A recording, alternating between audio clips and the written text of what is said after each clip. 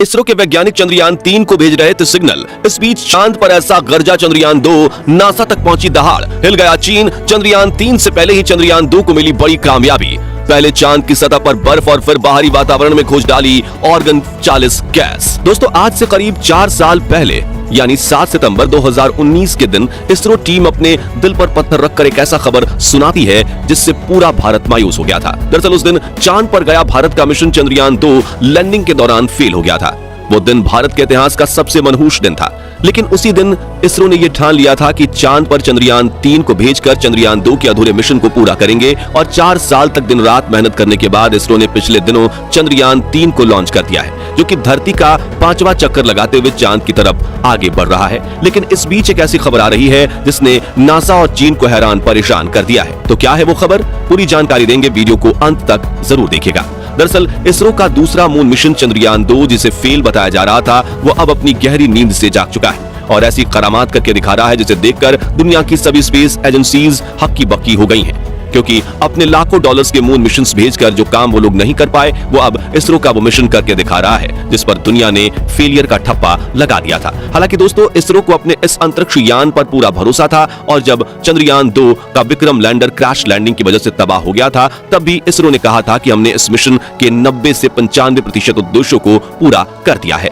यानी चंद्रयान 2 मिशन पर इसरो ने जो 5 साल और 978 रुपए झोंक दिए थे, वो पूरी तरह से बर्बाद नहीं हुए हैं। लेकिन उस वक्त नासा, चीन, सोवियत यूनियन और यूरोपियन स्पेस एजेंसी का मानना था कि चंद्रयान 2 ने अपने मुख्य उद्देश्य यानी लैंडिंग करने को पूरा नहीं किया है। मगर अब चंद्रयान 2 के ऐसे करामात हो गए हैं जिन्हें देखकर इन सभी की बोलती बंद हो गई है। दोस्तों, बेशक चंद्रयान 2 का विक्रम लैंडर चांद पर क्रैश हो गया था और उसके उपकरणों ने भी काम करना बंद कर दिया था, लेकिन इस मिशन में इसरो ने सिर्फ लैंडर को ही चांद की सैर करने नहीं भेजा था, बल्कि लैंडर को चांद तक ले जाने वाला बड़ा हिस्सा यानी ऑर्बिटर उस वक्त भी सही सलामत था और 100 किलोमीटर इंटू 100 किलोमीटर की कक्षा में हमारे चंदा मामा की परिक्रमा कर रहा था। और बड़ी बात यह है कि इसरो ने उस ऑर्बिटर पर 1-2 नहीं बल्कि 8 एडवांस टेक्नोलॉजी वाले पेलोड यानी उपकरण लगाए थे, जो चांद के ऊपर ढकी सफेद चादर से अंदर झांककर इसके अंदर मौजूद खजाने से पर्दा उठाने के लिए पूरी तरह तैयार थे। उस वक्त इसरो के वैज्ञानिकों ने यह बताया था कि चंद्रयान 2 का ऑर्बिटर बिल्कुल सही सलामत है और ये पूरे 7.5 सालों तक बिना थके चांद के चक्कर लगाता रहेगा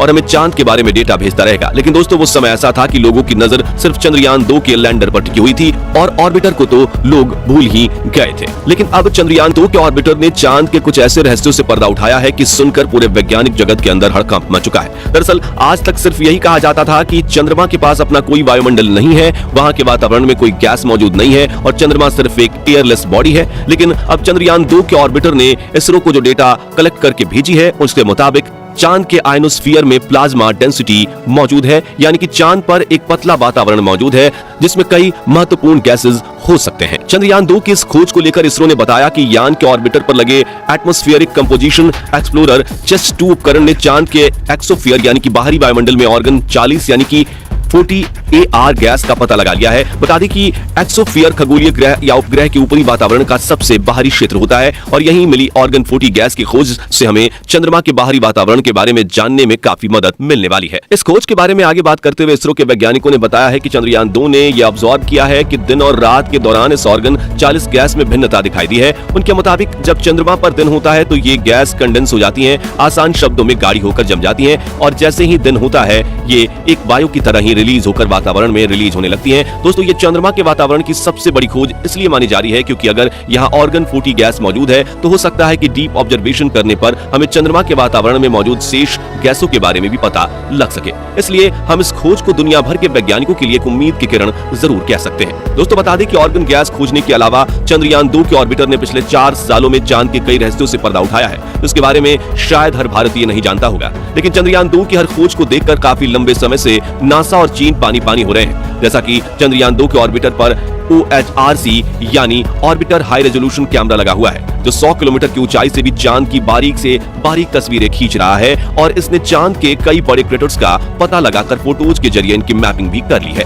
जैसा कि आप इस फोटो में चांद का जो क्रेटर देख रहे हैं उसका नाम मित्रा है, जिसका नाम भारत के जाने माने फिजिसिस्ट CC कुमार मित्रा के नाम पर रखा गया है। 92 किलोमीटर चौड़ा यह क्रेटर चांद की वेस्ट साइड पर मौजूद है। इस तरह चंद्रयान 2 की मदद से चांद के छोटे मोटे क्रेटर्स और पहाड़ के हाई रेजोल्यूशन फोटोज इकट्ठा कर लिए गए हैं और इसने चांद की सतह का नक्शा बना दिया है। जो न सिर्फ चंद्रयान 3 बल्कि भविष्य में होने वाली सभी मून मिशन में काम आने वाले हैं। इसके अलावा दोस्तों चंद्रयान 2 पर एक्सरे स्पेक्ट्रोमीटर नाम का एक उपकरण भी लगा हुआ है, जिसने चांद की सतह पर क्रोमियम, मैग्नीज और सोडियम जैसे मूल्यवान खनिजों का पता लगाया है। वही साल 2009 में चंद्रयान 1 ने चांद की सतह पर पानी की खोज की थी, लेकिन कई वैज्ञानिक चंद्रयान 1 की खोज से संतुष्ट नहीं दिख रहे थे। लेकिन चंद्रयान 2 के ऑर्बिटर पर लगे इंफ्रारेड स्पेक्ट्रोमीटर उपकरण ने चांद की सतह पर हाइड्रोक्सिस और वाटर आइस होने के बाद पर ठप्पा लगाकर उन सभी के मुंह को बंद करवा दिया है जो इस बात से इनकार कर रहे थे। दोस्तों इसके अलावा चंद्रयान 2 पर एक ऐसा उपकरण लगा हुआ है जो चांद नहीं बल्कि सूरज की स्टडी करता है। जी हाँ, हम मजाक नहीं कर रहे।